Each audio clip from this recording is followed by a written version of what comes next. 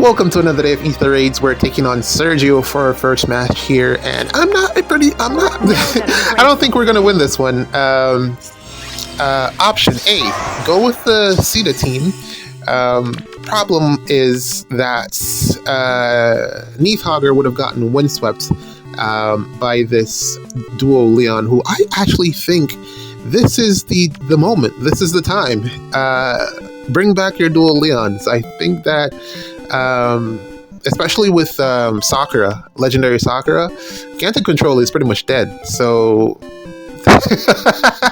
I don't know if they planned it or what the case is, but a year later, it's time for dual Leon again. He's definitely a unit that you can start using way more now, because it's just so much competition for that C slot that it's really hard to fit Cancer Control in, and on top of that, Sakura. So yeah, Breath of Life still a thing, but you'd be surprised at how many teams don't actually have it.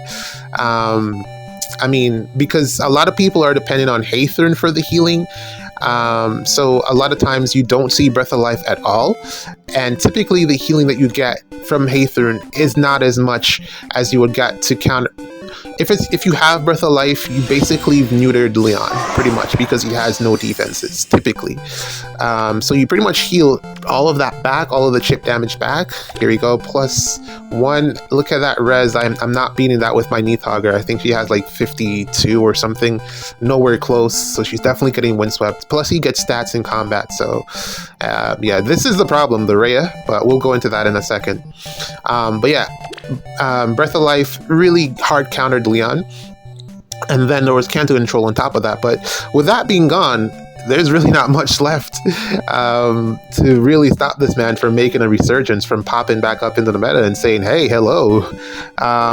Probably might not have done any damage, but I don't want to risk it because he'd really only need, I think, about 1 damage or so to take out Neathhogger. And yeah, I don't like that gamble. I didn't want to run the Sita team because of that. So yeah, that was a no-go. And then also Athos could have came down and then attacked. I wouldn't have been able to heal because of this is a very good combination in terms of the defense build here. A very wonderful combination. So I wouldn't have been able to heal because of Becky. And then yeah, the chip damage coupled with Athos potentially attacking on the following turn, no good. That would not have worked. So tanking strats are dead here for this particular team, unless you're bringing Fjorm. Fjorm could probably do it. But no Fjorms in this season. What am I doing with my Fjorm? Because I can't really use her on defense anymore, since it's too easy to outspeed her. So maybe I should swap her to offense. That might be the play, actually. Yeah, I'll consider that, because that's kind of what I did with Ascended Fjorm. She was on defense initially, and then I swapped her to offense. So probably time to do the same with Ice Tribe Fjorm. Swap her, and it would make sense because I got one in the other season, Light and Dark, and I'd have one over here as well. So I like that idea. Yeah, I like that idea. I'll look into that, but. Yeah, it was not a good idea to try to tank this with Neathhogger. So this was my only other play. Try to take out Rhea. All of the other teams that I have would have died to this Rhea. So Flash here is playing a big part in me trying to do this. I'm hoping that Edelgard can get through some. Oh, this trap's real, right? Well, that kind of ruins things. What I wanted to do was get the turn effect down, but since that trap is real, I'll have to figure something else out.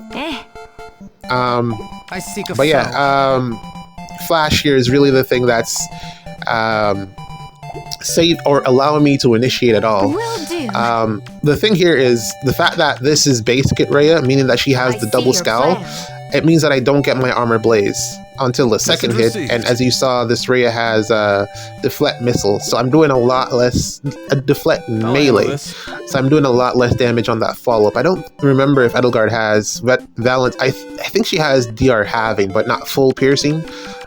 So I'm not getting all of the damage potential that I could get on that second hit, which is going to just make her even harder to kill, especially since I flashed her.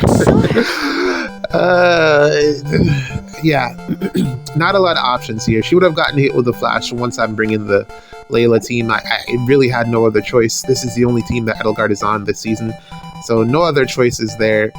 Aside from using the Sita team, and yeah, no breath of life there, or a way to heal Neathauger on the following turn since I got no healer. So this is all pretty much just academic. You're just going to see that for at least the foreseeable future, Rhea is the best near save in the game. That's what you're going to be seeing here, and it's just incredibly difficult to get through her, especially when she has adequate support. Bolt traps, bolt towers, whatever you want to do, it's not going to work, man. Especially pairing her with Becky Hathern. Fantastic support because of the miracle effect, and she's just going to keep looping that unless you have Fatal Smoke, which very rare, surprisingly so. It's interesting how it comes in and out of the meta, but it's very rare. I have tons of it actually. I just don't want to use it because it's on a cav, and I don't think it's a good idea to waste that fodder on an armored unit. Well, it's not a waste. I don't want to give it to Edelgard. I just don't want to. But yeah, it's yeah, this is pretty tough, man. And I think I'm just going to attack with Tana here since I'm not getting hit back. It feels like seems like the best option at this point. I got nothing else that I can think of to do. Yeah, you're just seeing how powerful Rhea is and how powerful Rhea will continue to be. Speaking of which, this is the day of the Spring Banner, or the day after the Spring Banner that I'm recording this. So nothing there really from the Spring Banner would actually help us out here. I mean, even though Freyr isn't here, it's still so hard to get through this with the units that are currently in the game. I can't even think of anything off the top of my head that would actually just, break through this type of defense. You could take out Fjorm, but for whatever reason, I forgot to bring a unit that can actually do that this season. Right. The problem was my ranged Gale Force team, or the Lin team. I decided to put Claude on there since he's the bonus unit, and I had I didn't want to bring Ratatosker since she offers nothing to that team. So yeah, Claude's there, and it's kind of a dud team with Claude on it, to be honest. Yeah. But anyways, yeah, you're seeing just how strong Rhea is. Kind of makes me regret a little bit telling everyone to pull for her. But then also, you guys really need it. Like, I highly think that this is a needed unit in the game for this current meta, and for, I want to say, another month at least. She is definitely very, very valuable. You're going to need this unit in your barracks, on your teams. She's going to save you a ton on defense. Is the Valentine's banner still going? I don't know. Your orders? I don't think it is. Maybe. It's the 14th. 30 days. Yeah, there should be a couple more days left on there. Yeah, why not?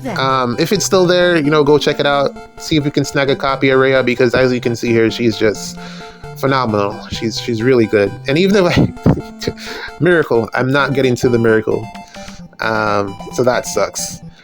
But yeah, touch on the Spring Banner, about what I expected. Keeping up the trend of being mid for I want to say at least 3 years in a row now. It's just not been the greatest banner. Even when we didn't have emblem units in the game, it still wasn't the greatest banner, and now it has continued the trend. I want to say that it's become like a dancer banner, because we've been getting dancers for the past couple of years now, and Peony is obviously next. We're definitely going to get Spring Peony. That's like obvious, because why would you leave her out, and then after that, I don't know what they'll do with it. Maybe they'll run another banner, but it's obviously a tradition at this point, so I don't think they'll swap it out. We're done here. This is nothing else I can do here. Great defense, man. GG's. Let's play another one. Okay, Lin team. We're gonna see if we can, well, if I'm using the Lin team, it means that I've already, there's nothing that is gonna stop me. So it's an automatic win once I'm using this team. I'm not gonna mess up. It's if I'm picking this team, it means that I've already won. So there's no surprise here. We're just gonna set up double far saves on the enemy team here, which means that the 2 units in the middle are exposed. It's kind of a smart idea, but also kind of not, since Ather will die. Even though he has this encounter, he's still gonna die to Lin, and then Gateau doesn't survive 5 hits. He survives 3, but not 5. Go figure. But yeah, I guess sit back and watch. Nothing really crazy. High Dragon Wall. Cool fodder. Very invested Ather here. Very nice.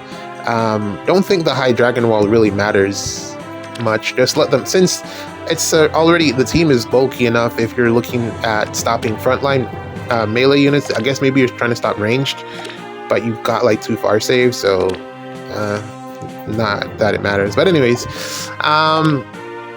Spring Banner, yet again another mid Spring Banner, to be expected, perfectly skippable. Like, if you don't even want to, you can pretend that it didn't exist if you want to be honest. I'll probably pull on it just because Veil is a standout in my opinion. Options: wait until Gateau gets a refine. Wait until he gets a refine and remix next 2 years within. And then, you know, just keep suffering because of Sigurd.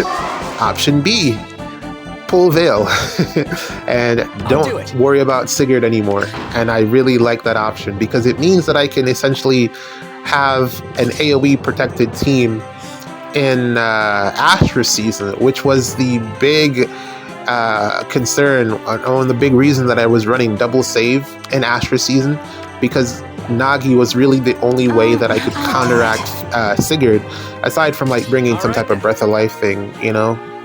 But now that now that Veil is an option, I can just put her on an Ether Aid's offense team for Astra season, and then put whatever frontliner I want.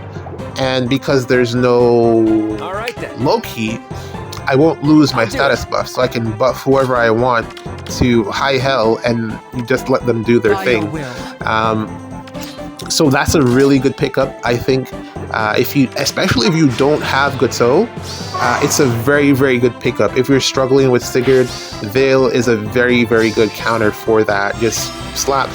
I keep saying it, man. 80% against an AoE damage reduction is exactly what you need. It stops it in its tracks. It's like the AoE doesn't even matter, especially if the unit has high defensive stats. It's really, really, really good. I think it's probably the best support that you can give to Tamara at this point, and then you stack some speed on top of that. You don't need the stones anymore. Like, you literally don't. I was saying, I think I mentioned it, like, in my opinion, I feel like comparison, Hector versus Veil is better in my opinion because mobility, and also the fact that she is not a save.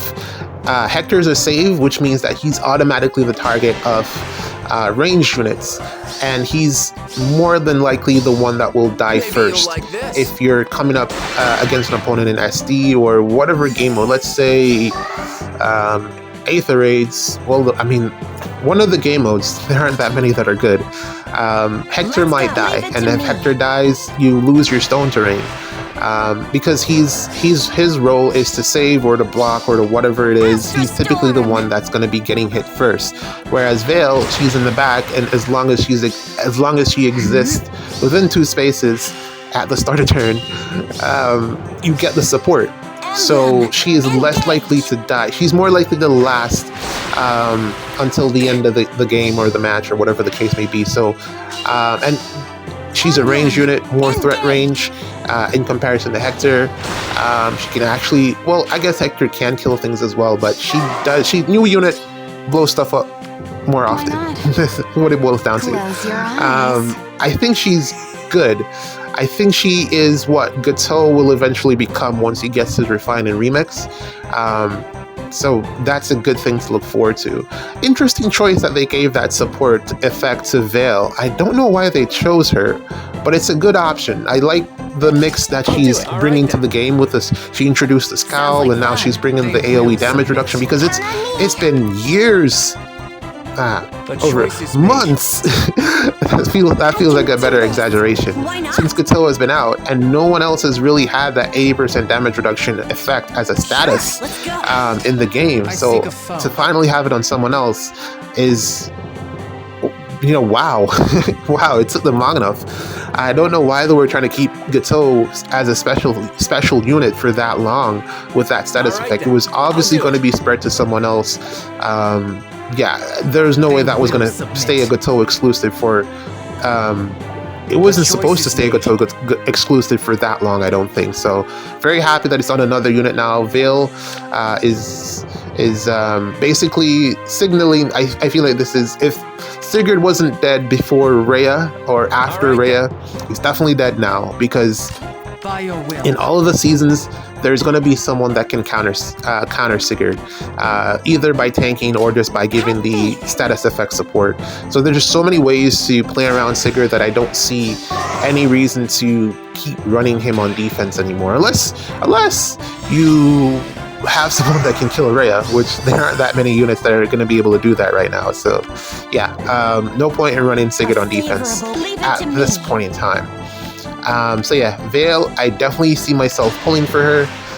Probably don't want to dip too much in terms of orbs. I probably won't buy, I don't know. We'll see what happens. If I have to spark for her, then that would suck. But that's what I'm planning to do. I actually also kind of like that Plumeria.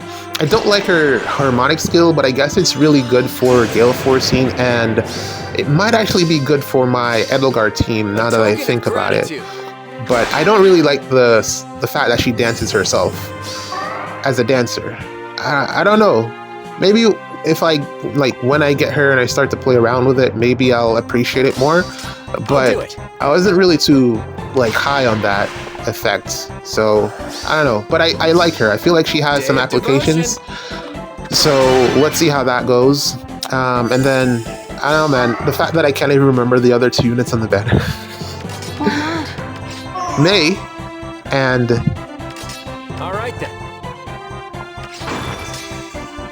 sounds like fun. Baby Freya. Yeah. So those are the other two units on the banner. Freya is really, really good, and it actually pointed out the thing that I was saying in the other video, where whenever a unit ends up in the Divine Code sections, it means that that's the end for them, and they're automatically getting power crept. You won't be able to use them anymore, and Freya taking out Sita is actually the prime example of that. Why Sita? Sita, you could have killed anyone else. And also, to be fair, Sita did a very good job of surviving the first hit, because that should be a one-shot on most units. So she did a very good job surviving that first hit. So I was really appreciative of that. But yeah, I can definitely see where they're just moving on from that particular unit. And I don't know, maybe we'll get, Legendary Sita. I'm kind of wishing that I picked up her Blinding Rose copy that I saw, but I went for Thor instead. Both of them are units that I actually do use. But yeah, Legendary Sita, I'll talk about that in another video. She is actually nuts. I'm doing some testing with her, and it's a ton of fun.